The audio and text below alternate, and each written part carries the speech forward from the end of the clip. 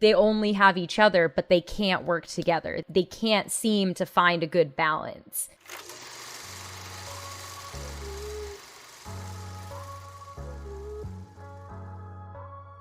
Hello everyone, my name is Jason Ramirez and welcome to Season 4, Episode 6 of the Hit List Podcast. A podcast where me and a guest cross off films from our watch list and discuss them. I'm joined today by Twitch streamer, model, and horror film connoisseur, Lil Batty. Welcome Batty, thank you so much for being here. I'm very excited that you're here with me today. Hi, I'm happy to be here. So before we get started, I have two questions for you. Whenever you sit down to watch a movie, do you choose something new or stick to your favorites? Honestly, I'm such what do you even call that? Like somebody who just sticks to like a routine. So like you just go back to things that like make you comfortable. I will just watch the same movies over and over and over again. Like, yeah, I will watch new things, but it's very rare. Like I have to be in the mood for it. And when when I am in the mood to watch something new, I'm watching everything that I haven't seen in like months, like all at once. Like I'm like, okay, I gotta watch this one and then this one and then this one. Like, yeah. And then I'll just go back and rewatch them. Yeah, I have to like catch up. Yeah.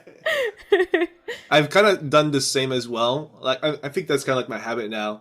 Like right now, Everything Everywhere All at Once is currently in theaters, and I've heard great things from both filmmakers and audiences alike. I still haven't had the chance to go see it. Like I'm like the type of guy to like watch it like once it's in like DVD or streaming. Like that's what I did with Dune. I was planning to go see Dune in theaters, but I was like, nah, I'm good.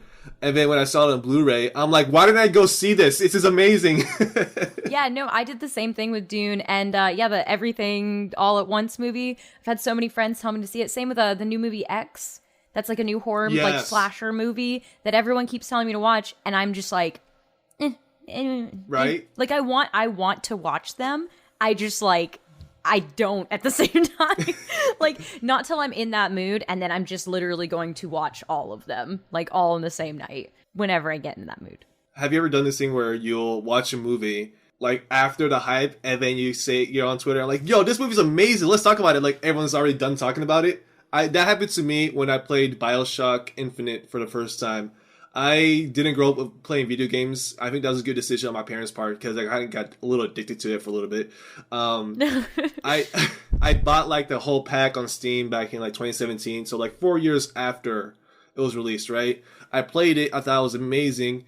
I go on like forums and all these posts are like years old, like 4 years old. I can't even comment on them anymore. I'm like, oh, come on. It's like I can't even participate in the conversation because I wasn't there first. Right. Yeah, I'm a big BioShock fan though. I don't know if you've like noticed, but I have like a big daddy tattooed on my arm and a little sister. Where's the little sister? She's like right there. This is my first tattoo. It's amazing. I'm a really big BioShock fan. I think we're going to have a great conversation then today. I think this is going to be fun. This is going to be really, really fun. So my second question for you is, what's your favorite scent? Scent? Yeah, like fragrance. Like a smell? Like a smell, yeah.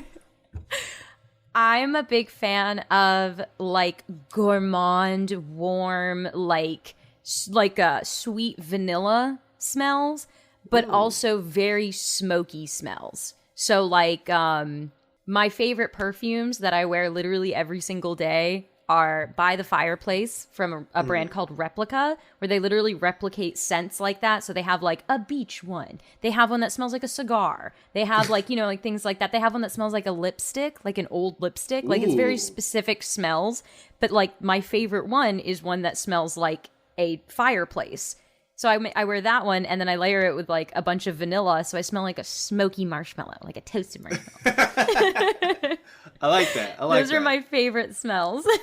Whenever I have, like, a bonfire, or whenever I participate in a bonfire, my clothes kind of smell a little smoky, and I like that smell. Is it kind of like that? I love it. Kind of like that, yeah, where it's, like, that kind of sweet, like, smoky smell. Those are my favorite smells. Like all my candles too. All of my candles smell like burnt tobacco, like that sweet, smoky kind of a smell. That's my favorite smell. Good question. That's a great answer. Yeah. What about you? What's your favorite smell? My favorite smell. I used to work at Bath and Body Works, so I smelled a lot of things over there. But there's this one lotion. I can't use most lotions because I have eczema, and it sometimes it'll make me like break out like really bad. But there's this one lotion that I couldn't use too much, but I really like smelling it. It's called limoncello, I think. It's a very lemon smell. Ooh. I have the plug-in, the air plug-in of that in my kitchen. It's sweet but lemony. Oh, it smells so good. That smells so good. I really like that one. And since I was like the only guy, and then like a lot of coworkers are women, a lot of women will come to me and ask me like, what's my favorite scent for like man's perspective for like their boyfriends or husbands. And depending on like their age, I'll like see like peach Bellini. I don't know, like depending on like the season as well, and whatever I needed to sell. Like, I like Thousand Wishes, and mostly I've sold more Thousand Wishes because that's the one that smelled the best for me. There's this one time that kind of made me a little uncomfortable. This one teenager, she came up to me and she says, "Which one has more sexual appeal?" I'm like, "You're too young. No, stop. Get that no, one. I don't know. I don't know. I will have to say the mahogany teakwood candle from Bath and Body Works. Yes. So good. So good. Yeah. So today we're going to talk about two films that not really alike in a sense. We kind of wanted to go for a horror film theme, but they're not really horror films in a way. You guys total opposites. So the films we'll be discussing today are The Lighthouse and Dressed to Kill. The Lighthouse is a 2019 film directed and produced by Robert Eggers, who co-wrote the screenplay with his brother, Max Eggers. Set in the 1890s, it stars Willem Dafoe and Robert Pattinson as two lighthouse keepers who descend into madness when a storm strands them on the remote island where they are stationed. The genre has been debated. The film has been alternatively described as a horror film, a psychological thriller, a survival film, and a character study. So this film was on Baddie's list. Why, Baddie? Why? Why? So I absolutely adore Robert Eggers, like, a lot. He has not disappointed me with a film yet. Knock on wood. Nah, don't think he will. I really adore the imagery that he puts into his movies and, like, the depth that his movies have. Nothing is ever exactly as it seems. So even with a movie like, The Lighthouse, like, you know, looking at the like trailer and the poster for The Lighthouse, I grew up in a small town in Maine, and so that idea of like isolation, a lighthouse, this foggy dark environment where you are like isolated with very few people was appealing to me, because I was like, what a great idea for a horror movie. And then I saw it was Robert Eggers in A24, and I was like, this is gonna get crazy. I was like, this is gonna be so good, and I was not disappointed at all. What are the other Robert Eggers movies that you've seen? Like, what was the first one, actually? What was the first one you saw? The first one? Wait, I'm going to pull up a list of his movies right now. For me, it was The Witch.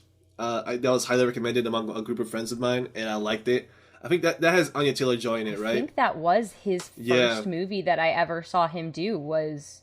The Witch? Yeah, was The Witch. I mean, I feel like that's the one that made him as popular as he is in terms of like mainstream like movies. Yeah, no, one of my closest friends she was so into that movie, and that movie took me about 2-3 years to see before like I had ever actually watched it. I don't know why, but I adore that movie. And I love how in his movies you are just put into that environment. There's no subtlety. There's no like gradual, let's get you used and like acclimated to the environment. No.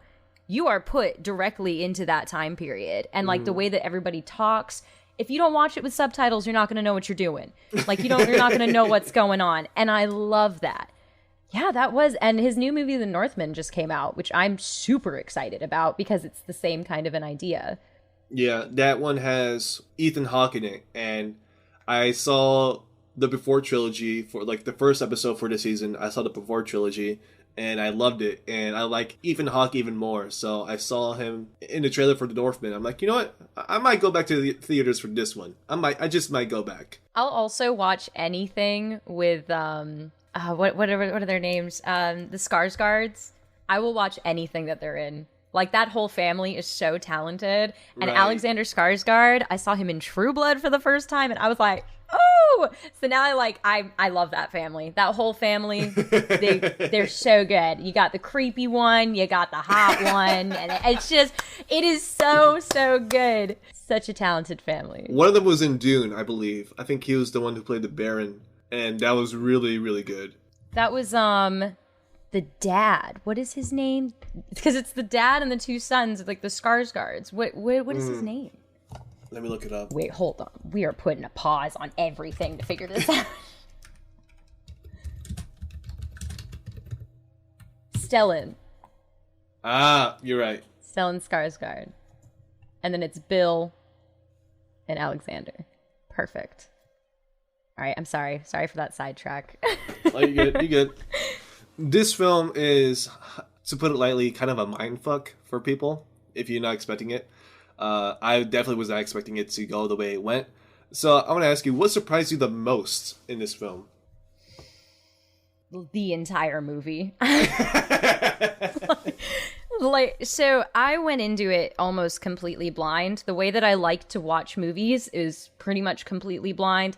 I'll watch a trailer, obviously, to get a feel of whether or not I think I'm going to like it. You know what I mean? Because there's some imagery in movies I'm not going to like and, I'm not going to watch. Sometimes with more deep, I don't want to say, artsy, but genre-bending kind of movies. You know, you kind of have to watch a trailer to figure out if you're going to like it or not. I watched the trailer, saw the poster, and that was it. And I was like, I'm going to watch this movie. Because of what I said earlier, I grew up in Maine, and it was that isolation and that whole idea behind it of, lighthouses. I was like, this is going to be so good. So yeah, no, the entire movie surprised me. The way that emotions are portrayed, the turn of events that seems to be taken, the symbolism behind every tiny thing in that movie, it just all comes at you so fast, and you don't expect anything that happens to happen. Definitely. It was great. So good. There are a few points that I really liked. Sorry, that's not the right word to say. Surprised me the most, right? The first one that was kind of funny was when Willem Dafoe just farted in Robert Pattinson's face, and I was just like, "Whoa, what? Okay, okay, that's kind of funny."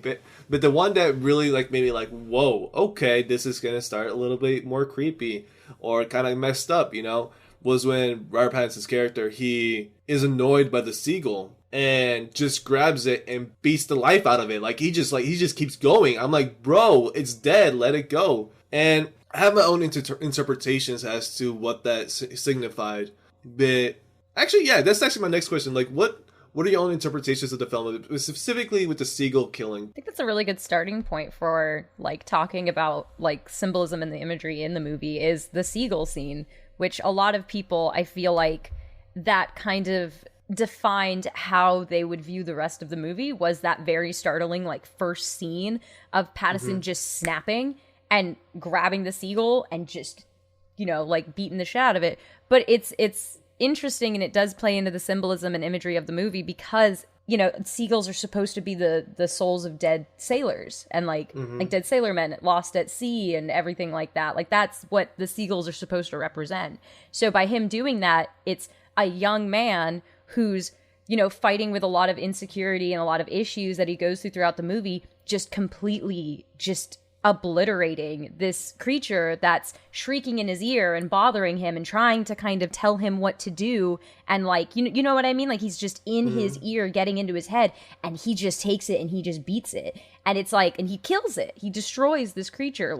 It's unrecognizable when he's done killing this seagull. So it's the symbolism, the imagery is super interesting. But even from the very first scene in the movie and the very last scene of the movie are completely identical. It starts out with just dark fog, and just that idea of isolation is just instantly the first thing that is recognized in it. And then last scene, same exact thing. It's just darkness and fog. And the first time that you see Robert Pattinson and Willem Dafoe's characters, it's from behind with that fog. So you don't really know what you're about to see. And then when you actually see their faces, it looks like they're posing for a portrait. They look like these two just very confident, almost professional. Oh, what's a good way to word it? Lighthouse keepers. Well, yeah, they look like they have this respectable, domineering presence to them, and they're just staring blankly at the camera like they're taking a portrait. And it's just, it gives you this kind of like power play kind of an idea as to how the characters are going to be. And then like when you brought up how the first time that they really interact is Defoe farting in Pattinson's face. I mean, that's a power struggle happening right there, where that's him trying to be like, oh, I'm always going to come out on top. I'm always going to be one step ahead of you. I'm always going to be in control of the situation and do things that you are not expecting. And that's how the movie plays out. And like the scenes from them eating at the table, their first meal together, is Willem Dafoe is pressuring Pattinson into drinking. And he says, I don't want to drink, you know what I mean? Because he's like, I don't want to drink because in my handbook it says that I am not supposed to drink. And Defoe is like pushing him like, no, you have to, like, alcohol is what keeps us going and like all this stuff. And he's like, it's how you fight the isolation, is creating your own, you know, your own ways of coping and, you know, dealing with it and letting loose. And he takes a drink and it's mold water. He put mold water in there. It's not actual alcohol. So again, he's always one step ahead of everything that Pattinson does. It's that power struggle.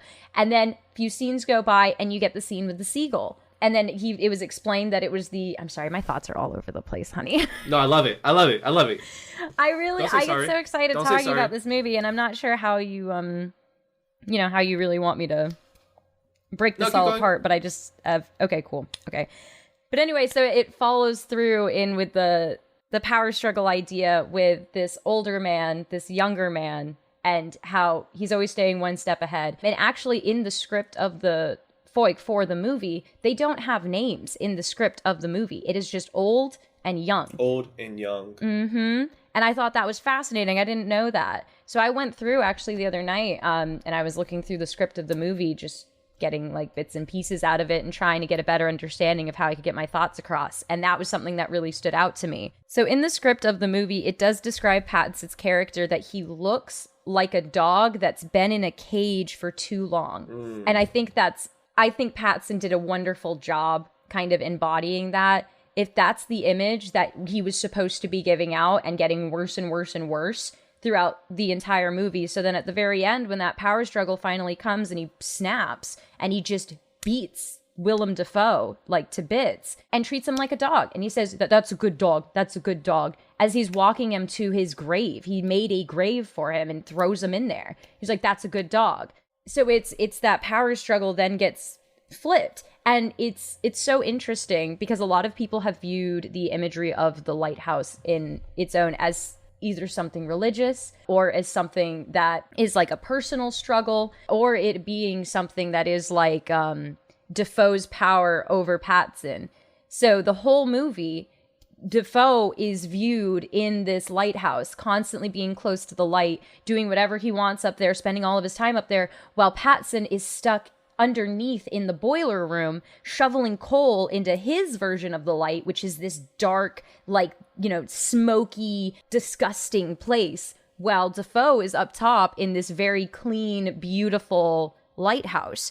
And then it's Pattinson, the next scene after that is Pattinson trying to push this keg all the way to the top of the lighthouse to bring it up to Defoe, just to have Defoe kick it back down and push him down the stairs, just for him to keep doing it again and again and again, which kind of goes into, a lot of people have been putting like Greek imagery into this movie, like stories and everything like that into this movie. So there is a story, the story of Sisyphus. It's a Greek story of the man who defied Zeus and wouldn't die. Like, he cheated death too many times, so Zeus punished him by sending him to the underworld and makes him push a boulder up this hill and goes back down, up this hill, goes back down, up this hill, goes back down for all of eternity. So a lot of people view that as like the imagery of that, is he's just constantly trying, like Pattinson's character is constantly trying to reach this light that Defoe is at, and he just can't seem to do it because Defoe just keeps pushing him back down.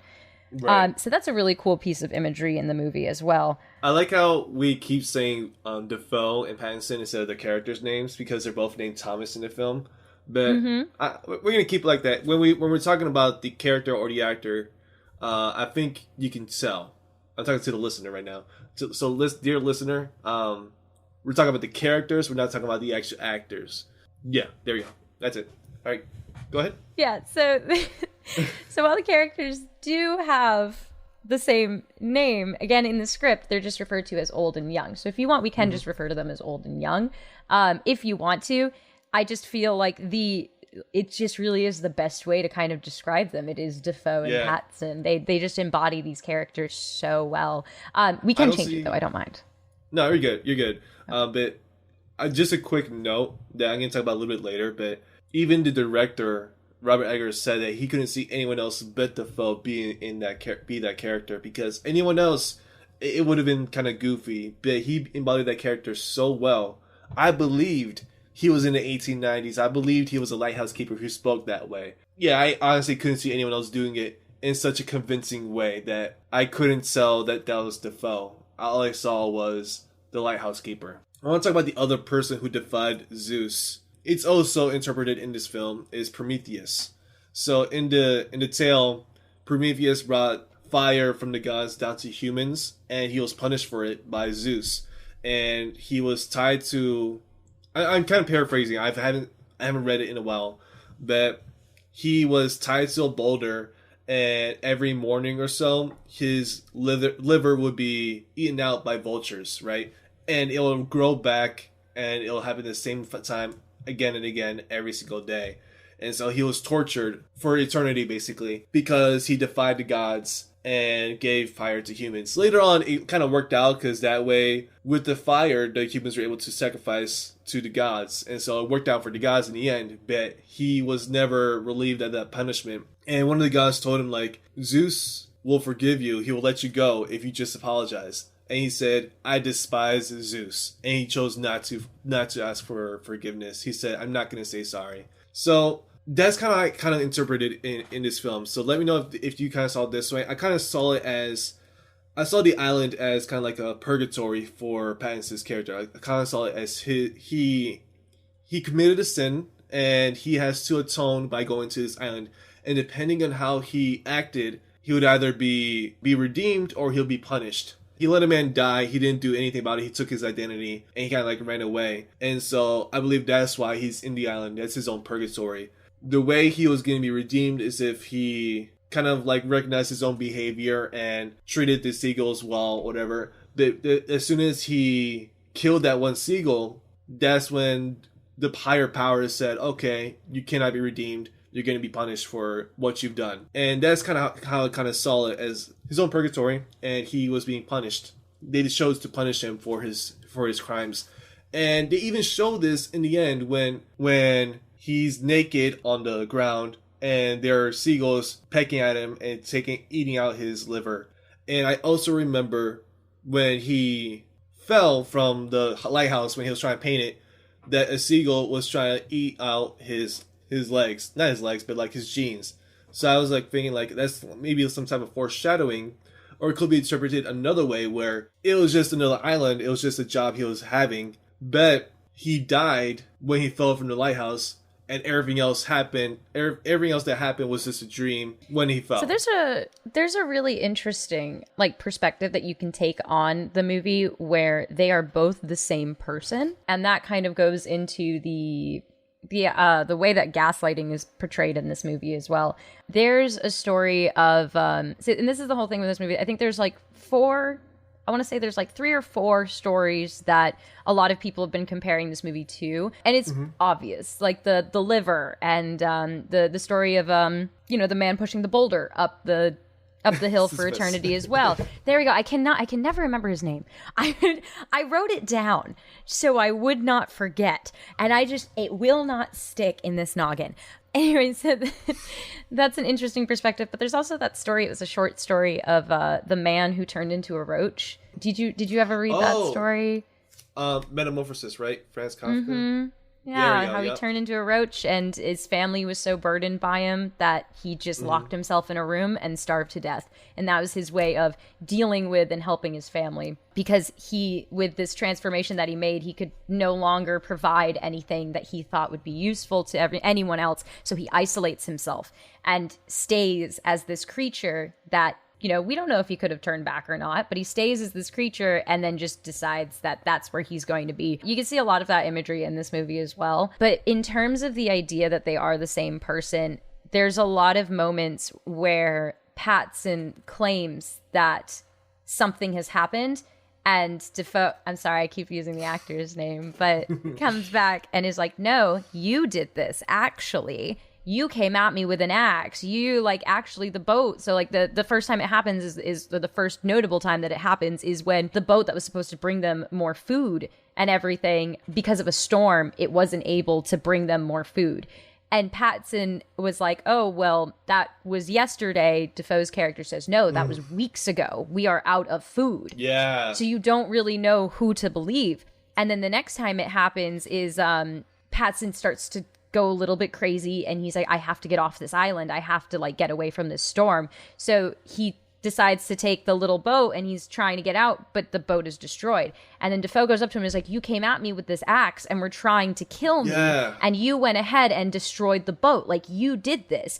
And so I also found that in those moments of that happening, when he destroys the table, because the only time in the movie that they seem to be anywhere near equals is when they're eating meals together and when they're going to sleep. The fact that in this moment of gaslighting or not, like, it's never explained if there actually was two different people on this island. And the way that the interactions happen is we can't really tell.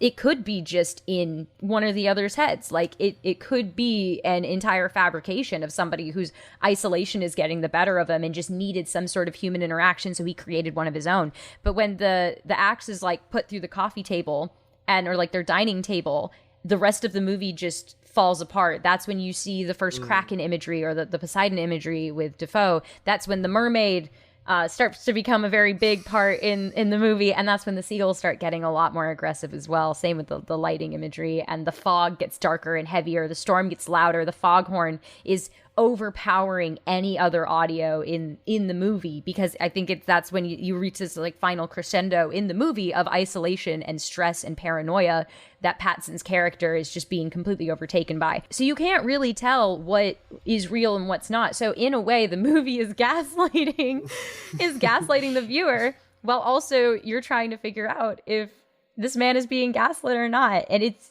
just, that whole movie was just there's just so many things that you could talk about. I mean, I could turn this into hours of me just discussing every scene and just breaking it apart. And I think that's one of the reasons why I liked it so much. I don't know if you have anything you'd like to add on to that. But no, but I do want to talk about when you said earlier about how he's isolated. You can tell, like, immediately from just the island, just the fog. I want to add to it that the reason why is the aspect ratio is 1.19 to 1. The reason why it's a square is because it's supposed to isolate you even more. So, like, you don't have all this open space. You're constricted to this square space. And I think that's a great example of using the ratio for better filmmaking. So I really like that part of the decision of the filmmakers on that one. And also, like, the reason why it's in black and white. I can go ahead and talk a little bit about, like, the production side. Please. So the reason why it's in black and white is so it doesn't seem too colorful. It just supposed to isolate you, transport you to the 1890s. And if they had color in it, you would see how some of the scenes would actually look more pleasant. Because inside the house, the little shack that they lived in, it actually looked kind of pleasant. People will probably be thinking, like, if they moved this over here and they had added in, like, a picture, it would be like a nice place to live. But since it's in black and white, it kind of looks dreadful. It looks like a place you don't want to stay at. They also did the old method of photography, a black and white photography that made it look like you could see every pore of their skin. It was very high definition in that way, and it was based on the old model of photography. So it was with 35mm film, and with the filter for the film, they had this, so blue, green, ultraviolet will go through, but red wouldn't go through. So when you look at the film, since the skin has some red in it, you can't really see it. It looks really dark because the red's not going through. They look really dark, even though they're fair skinned, they're light skinned. And when Robert's face is full of blood, it looks like oil because the red's not going through. And only time it kind of goes through a little bit is when he's in the lighthouse and he sees the light and it overexposes his face, and you see that it's kind of drawing out a little bit, but only because it's blinding him entirely. So that's just a little bit of the cinematography and photography there. Oh yeah, and I think it adds a lot of grit and a lot of depth to the, I don't want to say urgency, but it really puts the whole situation in perspective of, this is a dirty, grimy, bad place that you don't want to be at. So Defoe's character constantly acting like he wants to be there. He needs the light. Like this is what he has. Like if he doesn't have it, he's just stuck in this dark, disgusting, like lonely place. And again, with the aspect ratio of it all being a square, you feel that suffocation. You feel that like paranoia. You feel like it makes you feel dirty when you're watching it because of the way that it's shot. I think if it wasn't shot in this way, it wouldn't have had the same effect. I don't think it would have hit as hard. I think the unsettling aspect of the visuals in this movie really drive home the ideas that they're trying to portray with, again, the isolation.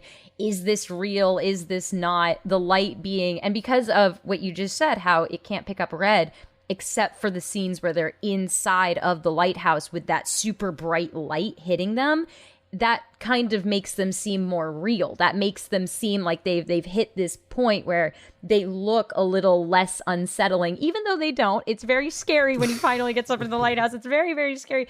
But it's the only time they look like more than just grime and dirt. It's they're glowing. Like they're literally glowing, and you can kind of almost imagine color on their face. And even though it's completely in black and white. Yeah, I love that. I think that was a really cool thing to add in there. Mm-hmm. Also, about the actors, they both wanted to work with Robert Eggers for a while before the film was made, because I guess The Witch made an impression on a lot of people. It made an impression on me, for certain. Such a good movie. So Will was like, he wanted to do this film. He read the script, he really liked it, and he was trained to do the voice with a few people that were, how do you say, acting coaches? I guess, yeah, that's the word, the voice acting coaches. Yeah. And he said in the interview for the special features that he used to work as a theater actor, and so his experience in the theater gave him a lot of experience doing monologues. So that's why he was able to do the monologues so well, in like most of them only one shot, because he already has the experience of doing that. It doesn't really happen so much in film because it's not really a skill that's really needed, but it is in theater. So that really helped him bring out the best in his performance as old Thomas. And as far as Robert Pattinson, there was an original draft where he was kind of like a Victorian person, whatever, like kind of like a socialite, whatever. And he said to Robert Eggers, he wanted to do something that was weird and out there. And so when it was revised, he saw it and he's like, oh, this is very weird and very out there. I'm going to do this film now. And I have a lot of appreciation for Robert Pattinson, because he decided he could do all these movies for money, which he does, but he also does these other weird roles that are like, whoa, that's kind of weird. But yeah, he does it. I feel like this movie would be, or it is, like a challenging role for both of them, specifically Definitely. Robert Pattinson, because obviously Robert Pattinson, I mean, we know him as Cedric Diggory and like Edward in the Twilight series. So it is Batman. and now Batman.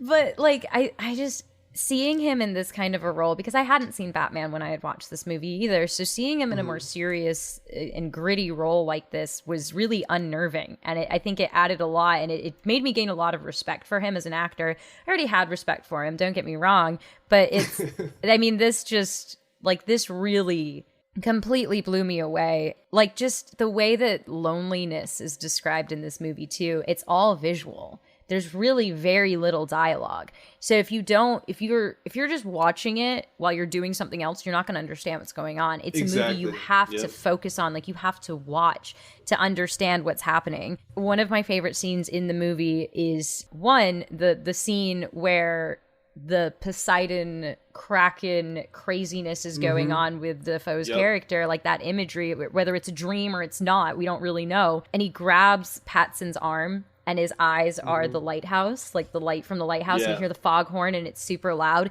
That is one of my favorite scenes. But also the scene where they fight for the first time when they are super drunk, because they almost kiss. And then it's because it's again, the way that loneliness and isolation is described in this movie. Patson with the mermaid, going for something.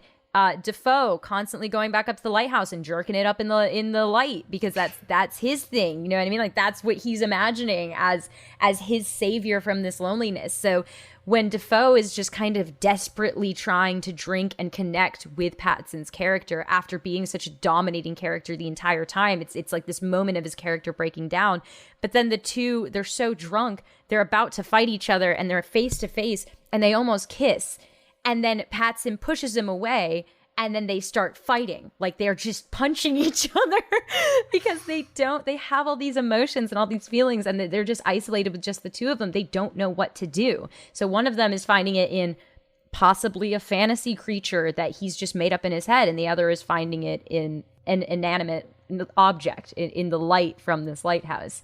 I just had to throw that in there. I absolutely loved that. And I just thought that was I love it. such a cool way to kind of humanize these two characters, because the whole movie you don't really know who's real and who isn't. You don't really know, like you can't connect to them at all, and except for in that one exact moment where you're like, oh no, these are just two human beings who are stuck here slowly going crazy. They only have each other, but they can't work together. They can't seem to find a good balance of like power. So I really like that, like the way you said it, like the isolation stuff and like the loneliness part, because I definitely felt those emotions even before the pandemic, but certainly during and after the pandemic. I guess we're still in it. I definitely like relate to it in that sense. Like I had to like find an outlet, you know, to like have my emotions and stuff like that, because the other things I would do, we can't do anymore. And I'm not going to go into too much detail because that's a little too personal. Of course. I think we've pretty much discussed everything. Well, actually, do you want to hear my opinions about it? I would love to hear your opinions on The Lighthouse. So, before we started the recording of this podcast, Batty and I, we talked about like what we thought of the films, just so we know exactly where we stand on it. I told her, if I never got to hear the foghorn anymore in my life, it would still be too soon. Here's the thing, I did not like this movie. And not that I hated it, but I'd rather not watch it again. That's as much as I can say about that. Complete opposite opinion of this movie. But the thing is, I was kind of conflicted on it, because I was like, I loved the production of the movie. I loved the actors in the movie. I thought the cinematography and the way they filmed it was amazing, but I didn't like it. I don't want to watch it again. But if you want to ask me questions as to why... Oh, I would love to know why you did not like this movie. I want to know what did it for you. I think the fact that I don't like... Are you familiar with the term bottle episode? No, I'm not. So a bottle episode is whenever a show does an episode where the whole cast is stuck in one room and they act out the whole thing together because they don't have the budget to do more than one scene outside of that one set. Let's say the show Community, they're stuck in the study room to find out where someone's pen is, and they're trying to look everywhere for the pen, but they had like character development and stuff like that. I love that episode because they make fun of the concept of the bottle episode while also being a bottle episode. And this film is very much only about these two guys on this island. It just made me feel very claustrophobic. Whenever I watch a movie, I want to have fun, but I'm also willing to like think as well. And I'll be honest with you, when you said you want to watch The Lighthouse, I was like, okay. Because I'd seen the trailer, I'd seen the poster, and it wasn't something I would actually go out of my way to watch. But I'm trying to explore more outside of my comfort zone. And I think I did that. And I found out I don't really care for this movie. So, thank you for the decision. Thank you for like your choice, because it made me explore more. But I was like, I know what I don't like now. Really quick, did you watch the movie Mother? That's the one with Jennifer Lawrence, right? Mm-hmm. No, I haven't seen that one. You would not like that movie either. I love that movie. I guess I like a movie that does make me feel a little bit uncomfortable and it makes me think. I watched this movie actually right during a big move in my life, and I was staying with my brother for a period of time. And I decided that would be the best day to watch this movie. And I'm glad I did, because I feel like emotionally it hit me very hard, and I was able to kind of break apart, and not even break apart a barrier, but I was able to kind of view myself in the movie. In the movie Mother, it's pretty much the story of this woman and her husband, who is a writer, and he hasn't been able to come up with a story in a while, but he's a very successful and popular writer or poet or something like that. And it's him getting success and her being isolated in this house that she's trying to make for him, trying to have a baby for him, trying to do all this stuff for him. And he does not, like, gaslighting is another big point in that movie as well, the isolation, everything like that. But it's very claustrophobic and fast at the same time. And where this movie, The Lighthouse, is done in black and white, it's got that grit, it's got that ugliness to it. Mother is very fast-paced, colorful, loud, everything's coming at you at once kind of a movie. And it's overwhelming and it's gruesome. And I would also consider these to both be horror movies, which is something else I did want to kind of talk about in the different ways that people do view horror. A lot of people have been saying that The Lighthouse should not be considered a horror movie, which is, at the beginning of the podcast, I did kind of talk about how it was a genre-bending kind of a movie. People are saying that it shouldn't be horror, but I think the moments of isolation and the way that gaslighting, isolation, everything like that are portrayed in this movie is the most perfect example of horror that I can think of. Like, this movie is a horror movie. It is scary. It made you feel unsettled. It made you feel uncomfortable. It made you think about things you didn't want to think about. It gave you imagery you didn't want to see.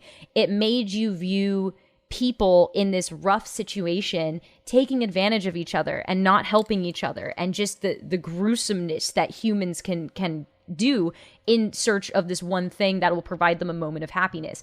I love this movie. I just loved it. I thought it was terrible in the best of ways. Because, like you said, it is uncomfortable. It's not a movie that you should watch if you want to watch something that will make you feel comfortable. You don't feel safe. You don't feel comforted at the end. You don't feel like any resolution was made. You have no answers. You go into it with you end it with more questions than answers. And you have to rewatch it to get those kinds of answers. But it's such an unpleasant experience that you don't want to watch it again to get those answers. But at the same time, that's got to be life there, honey. That's life right there, baby. Like, you don't want to have to do these things, but you won't get the results that you're looking for unless you do. So it's like, sometimes it's better to not get the answers that you're looking for. So in terms of you said you don't ever want to watch it again, even though you have a bunch of questions. You don't want to watch this movie ever again. I, on the other hand, I was like, I've got a ton of questions. Let me watch this movie 5 more times and put myself through this until I get the answers that I'm looking for. So I think that is such a great example of horror as a genre that affects people. It doesn't have to be bloody. It doesn't have to be gory. It doesn't have to be a slasher. It doesn't have to be anything like that, like those very physical aspects of horror. It can be the mental aspects of horror. Because at the end of the day, we are all prisoners in our own mind. So if you're having to face that reality in a visual aspect, it's unsettling, it's uncomfortable. But again, that itself is horror. Love this movie. I love this movie. Like, it's so good. And now a word from our sponsors. Now back to the show. So now we're going to discuss the movie that Jason had picked, which is Dressed to Kill. So Dressed to Kill is a 1980 American neo-noir erotic thriller film written and directed by Brian De Palma. The film depicts the events leading up to the murder of a New York City housewife before following a sex worker who witnesses the crime. The film features Michael Caine, Angie Dickinson, Nancy Allen, and Keith Gordon. All right, so why did you pick this movie? So I'm a fan of Brian De Palma's films. I haven't seen too many of them. I think the first one I saw without realizing it was him was Mission Impossible, and I really liked it. And it was before I started really studying film, really taking in more how films are made and how different directors do their own method. But the thing I remembered from this Mission Impossible is how there weren't too many special features, but it felt like a film, if that makes sense. It felt like you're watching a film when you're watching Mission Impossible. And then I want to see The Untouchables, which takes place in the 1920s in Chicago, and it's with these cops trying to deal with what's his name, Al Capone. I think it was Al Capone. It was during Prohibition. That's the setting of the film, and I saw it, And I'm like, why didn't I see this sooner? Because I love the direction, the cinematography of this movie. There are things happening in the foreground, in the background. There are references to older movies like Battleship Tolokin, this old Russian film. I can't remember the name of. And I'm like, this guy knows what he's doing, you know? Overall, it's just the camera telling the story, and it has to do with Brian De Palma. And so I wanted to watch this movie because of Brian De Palma. And I didn't realize it, but there are two actors here who I really like. One of them is Nancy Allen. She was in RoboCop, and I really liked her in RoboCop, and she plays a sex worker in this movie. And the other is Michael Caine, who plays a therapist. And I found that out right when the credits opened. I'm like, oh, I'm gonna like this movie. So that's why I chose the movie, because I really wanted to learn more about how he's able to tell a story through the camera. Yeah, no, I had never heard of this movie up until podcast and you saying that this was a movie that you had wanted to watch. But that was also the first thing that popped out. I was like, Michael Caine. I was like, what?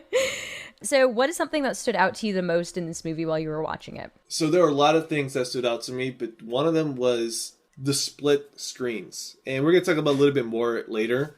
But there are some shots that are like split screens where two things are happening at once and two very different locations. The one that's most relevant is when Michael Caine's in his office. I'm going to say the therapist is in his office and he gets the phone call from the killer. And Nancy Allen's character, she's at home and she's getting a call. She's getting a call for like her next job and also trying to call like the stockbroker. They're both doing completely different things, but then they're both watching the same interview. That's one of like the split screens. The other part is like they shoot with a split diopter lens. If you're not familiar with what a split diopter is, it's kind of like a unique type of lens where they shoot two things. It's shot once, right? It's like on a camera.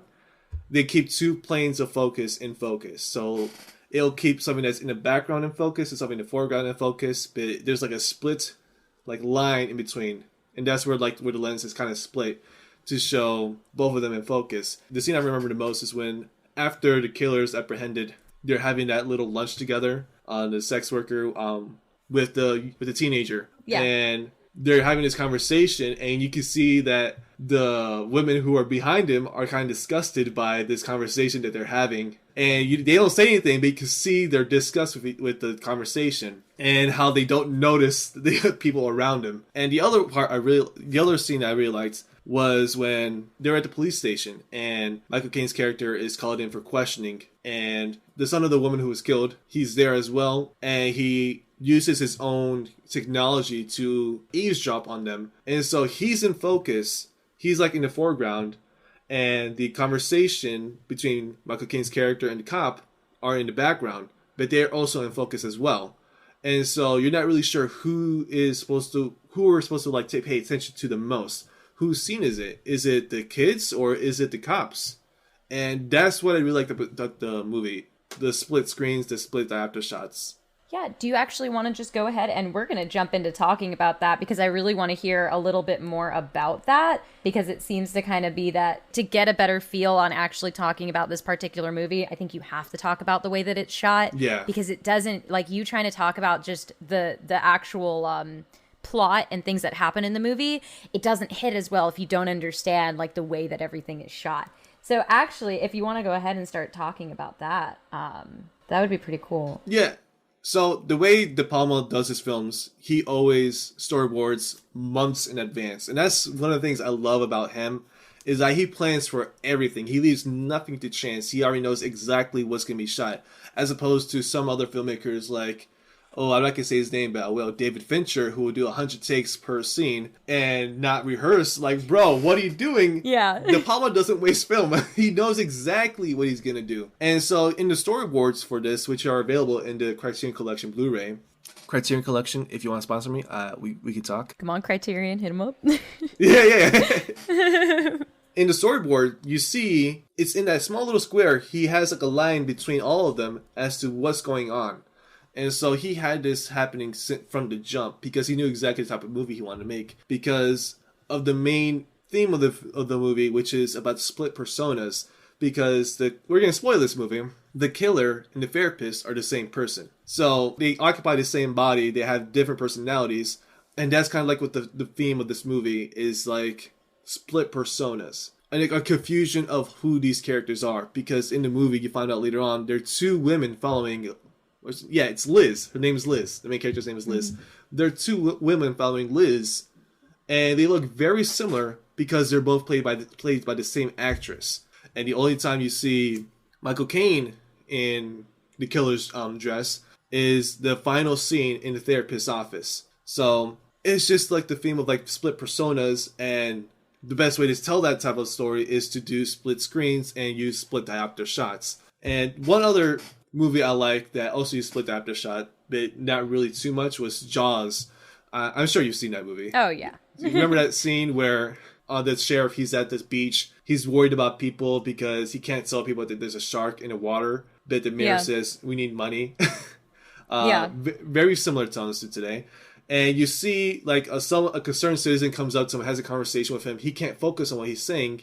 He's focused on like a kid who's out in the water, but they're both in focus. Yeah. So that's just an example, like what kind they use. It's a perfect example. They use this heavily in Dress to Kill, and I love it about it because it works for this type of movie. Oh, definitely, because it makes you kind of look in the background a little bit more, but you don't miss it. It's like they do make it a very obvious thing, like, oh no, you need to see what's happening over here to understand what's happening over here. Like, right. You understand now, and then it's like it's not till later on that you're like, that's why the focus was on this person. Mm-hmm. Definitely. All right, so what were you thinking as you finished watching this movie? What were the thoughts that were going on in your head as you were wrapping everything up with this movie? Yeah, so the final scene really stood out to me because it looks like she's about to get killed. It looks like Liz is about to get killed. We think that it's over, but it's not. And then, it actually is over. She was just having nightmares, because how can you not have a nightmare after what you've experienced? Yeah, for real. I'm not sure if you know this. I didn't start watching horror films until I was probably like 22, 21, because I've always been a scaredy cat, right? And the movie that made me appreciate horror films was Candyman. Oh, I love Candyman. Going from scaredy cat to watching a very graphic movie like that's a huge jump. But I really loved that movie, and that's what got me into horror films. But as far as like with graphic violence, things that make me very squeamish are knives to the neck. And there are some movies like they'll do it, but like it's a PG-13 movie, they'll hold it back. They won't actually show the violence. This movie doesn't stray away from that. You see that twice in this movie, where they kill the woman in the elevator, where she's like slashed to death, and they show it here in Liz's nightmare when her throat is slit in the bathroom.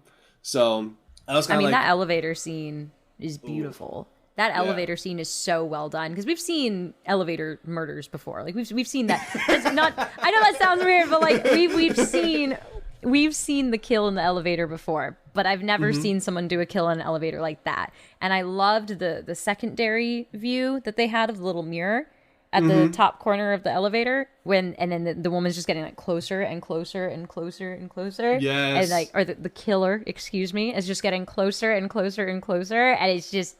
Oh my God. I thought that was really good. I thought that was super, super good. That was probably my personal favorite part of that movie.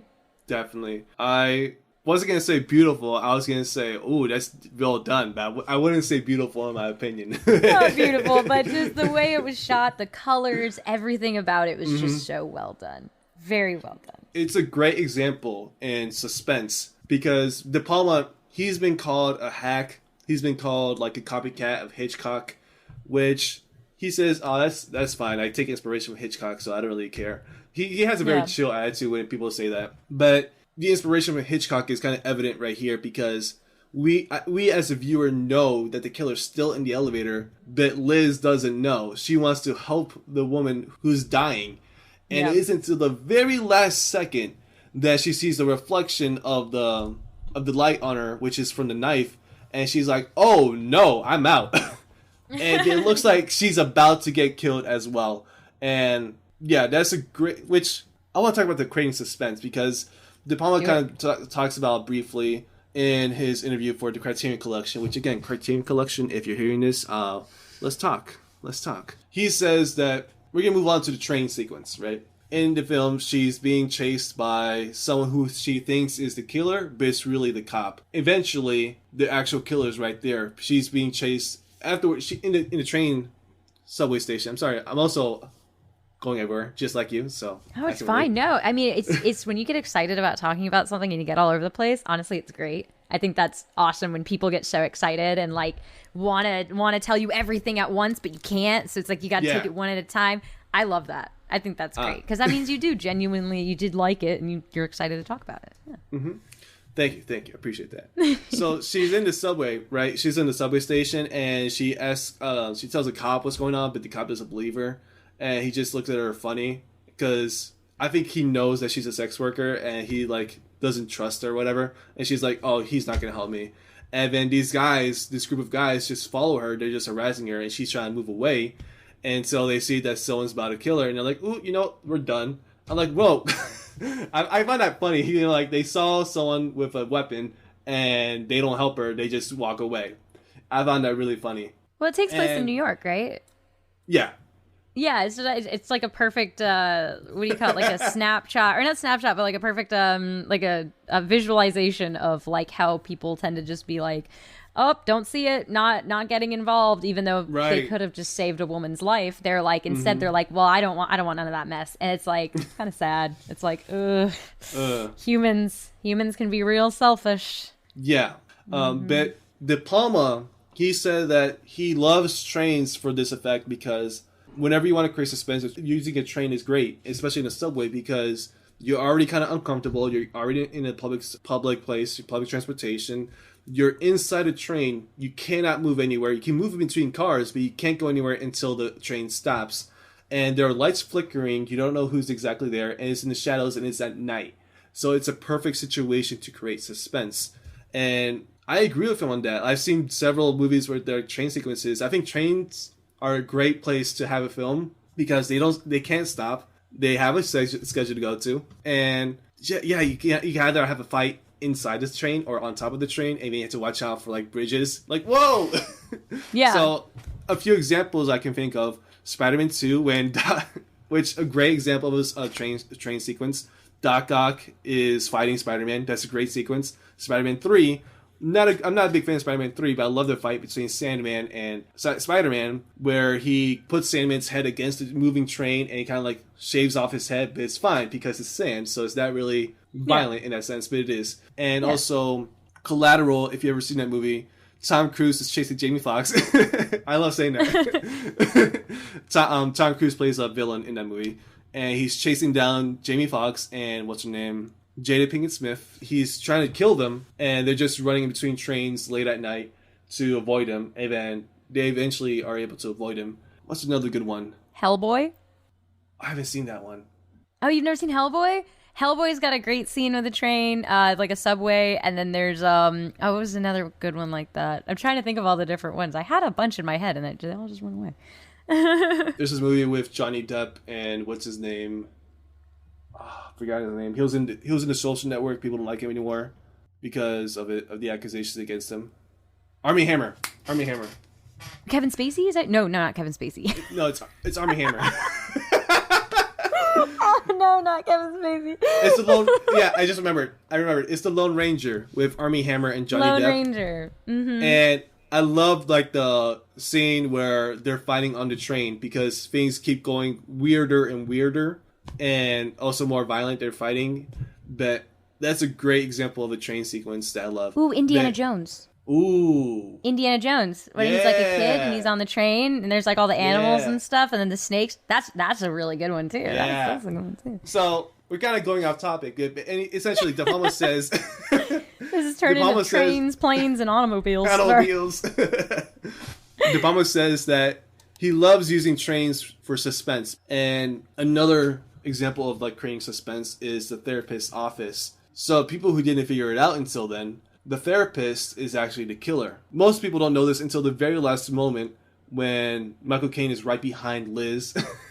Michael Caine's character is right behind Liz and is about to murder her.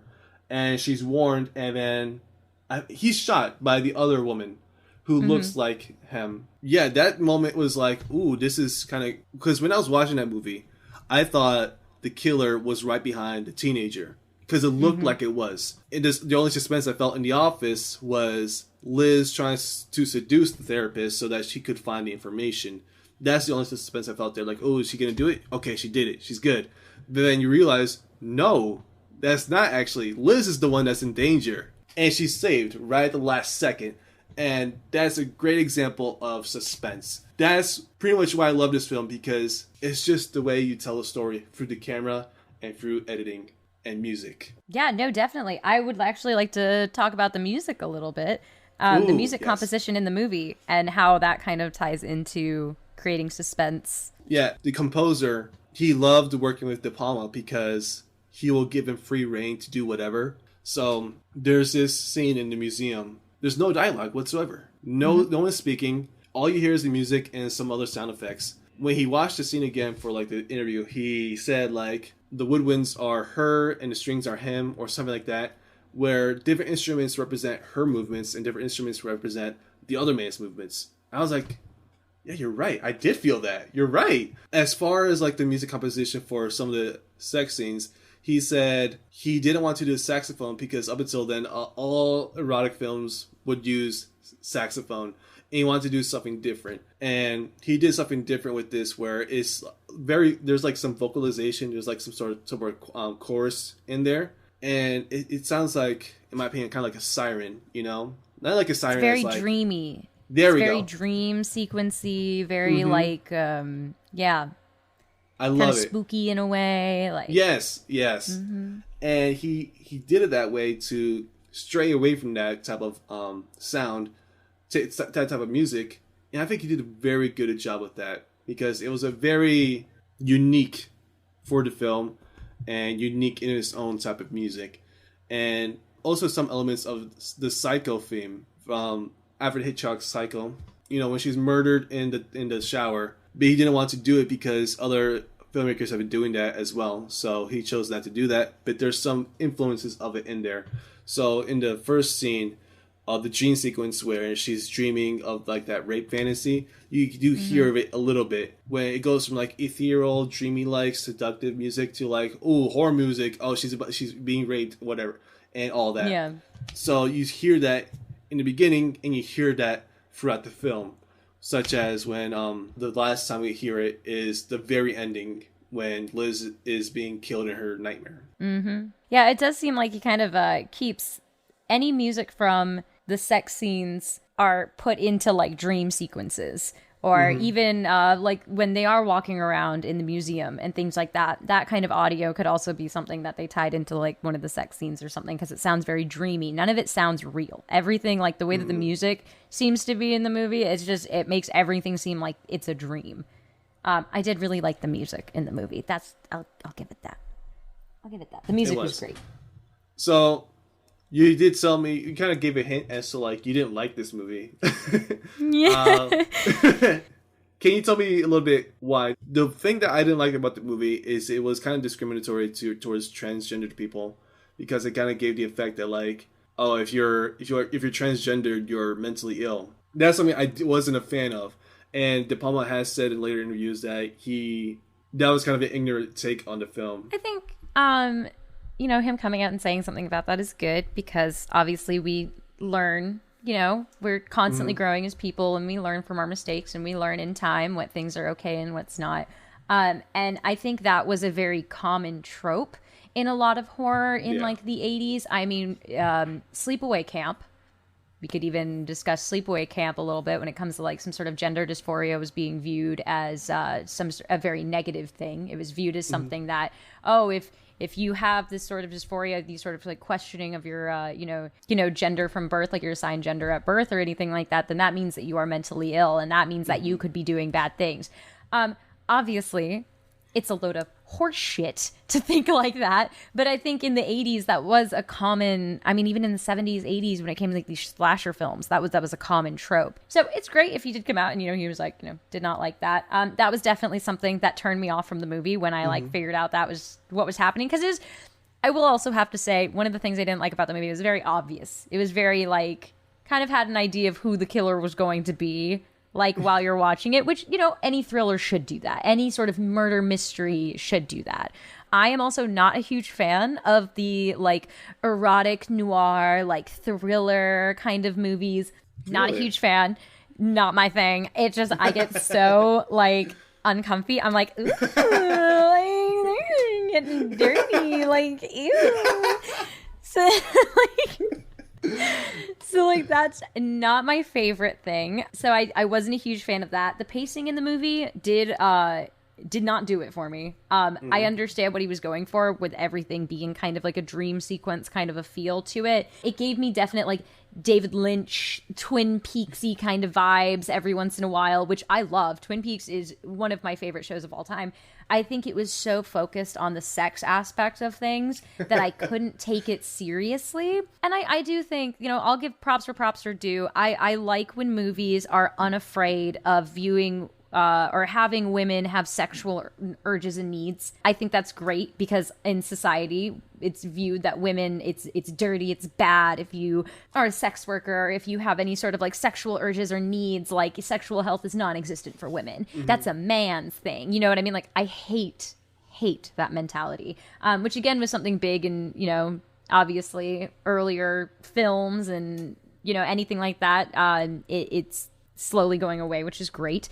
So like it was great that she was able to kind of express throughout the movie, and you know, like the whole thing with the sex worker, and then at the beginning it was like this middle-aged woman who's like trying to figure out, you know, her sexual identity in a way, if that's the correct verbiage for that, but that's kind of what it seemed like.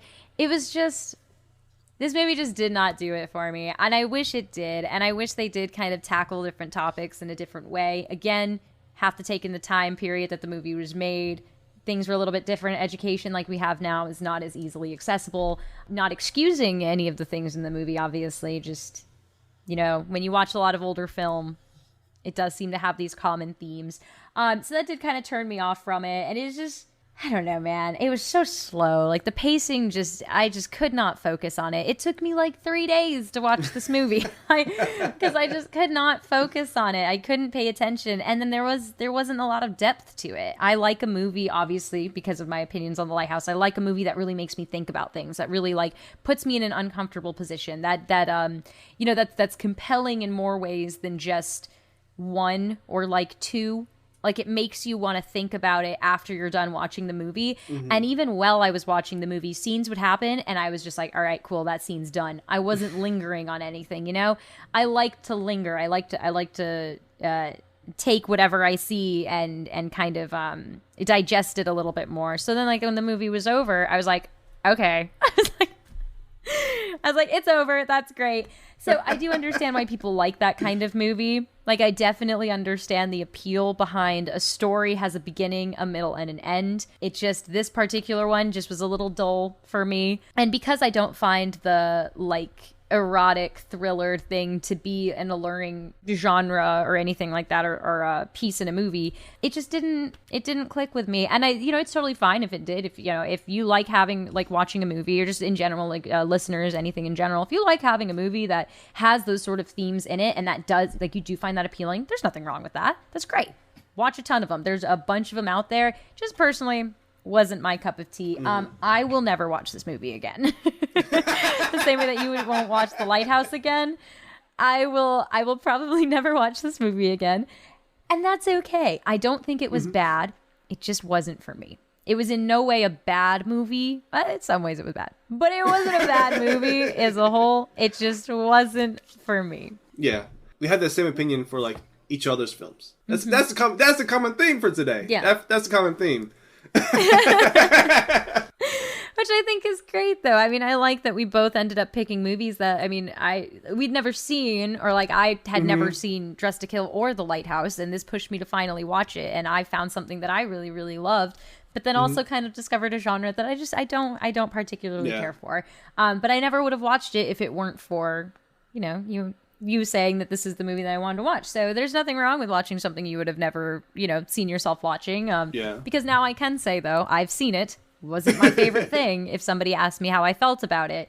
So yeah, I mean, I'm happy that we did this. I'm happy that these were the selections that we made.